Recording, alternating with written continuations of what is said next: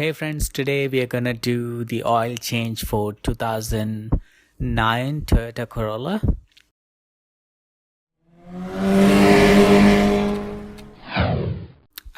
So it's pretty easy. You have to come underneath the vehicle, and the oil drain plug is located on the passenger side of the vehicle, and the oil filter is located right next to it.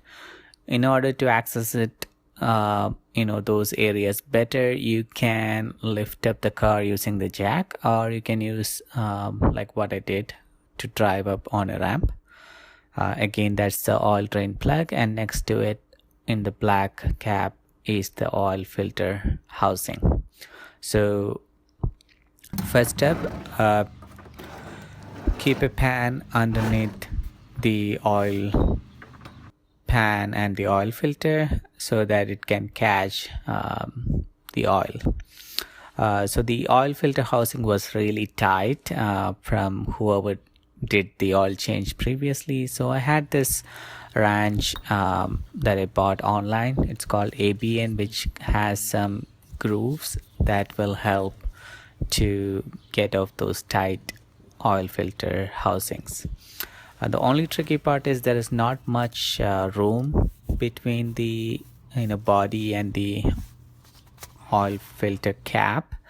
So it was very tricky to put that oil filter wrench into place. It will go in, but it was not that easy. You just have to fit that in a certain angle, and then after some try I was able to use it, and I was able to unscrew the oil filter housing.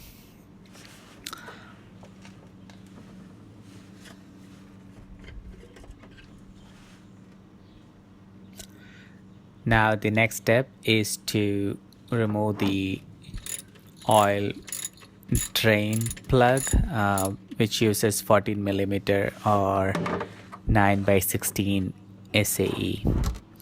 As the oil gets drained, we can come up and open up the engine oil cap and the dipstick so that it will allow the oil to drain out a little more faster. As that's happening, it's time for us to remove the old oil filter and then replace it with the new one, and clean up the housing and the grooves.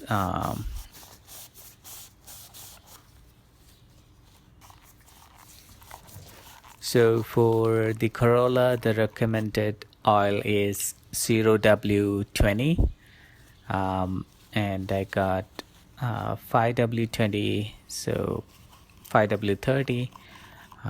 So I'm gonna change it to 0W20 in my next oil change. So the oil filter that I got is from Walmart, and it comes with the rubber gasket. So I was able to replace the old gasket with the new one. Don't remember which was the brand the old one was, because I did the oil change from a local shop. So when replacing the rubber gasket, just touch up some oil so that when putting the oil filter housing back in place, it will have a tight seal.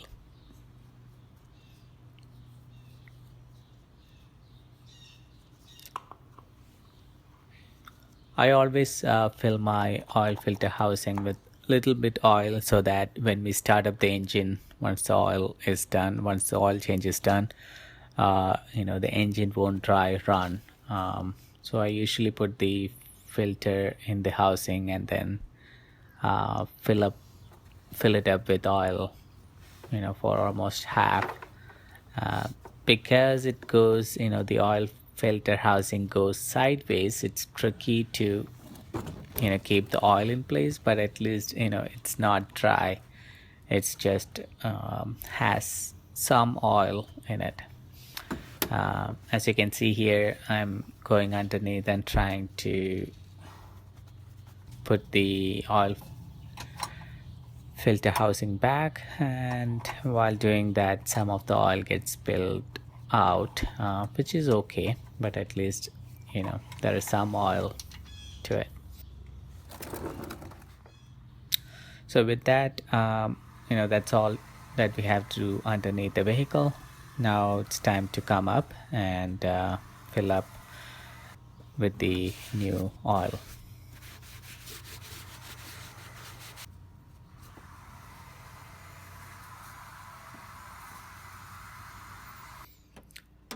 So now that it's done, it's time to go back and reset the oil maintenance indicator.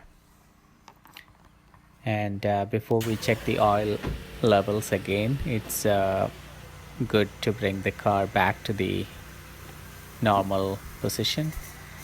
And in order to reset the maintenance, you just have to turn on the key and bring the odometer to trip A, then turn off and then push and hold the odometer reset button and turn the key on until you see 0.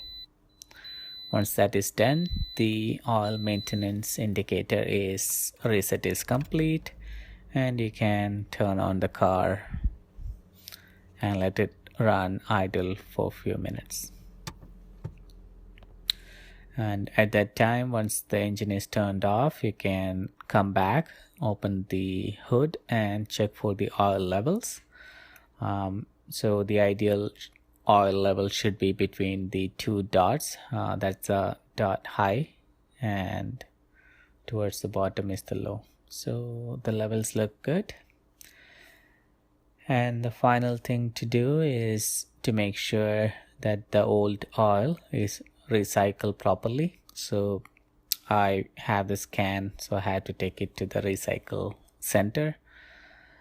And I think that's all to it. And of course, don't forget to store all your tools that you used back in your garage. And that's all.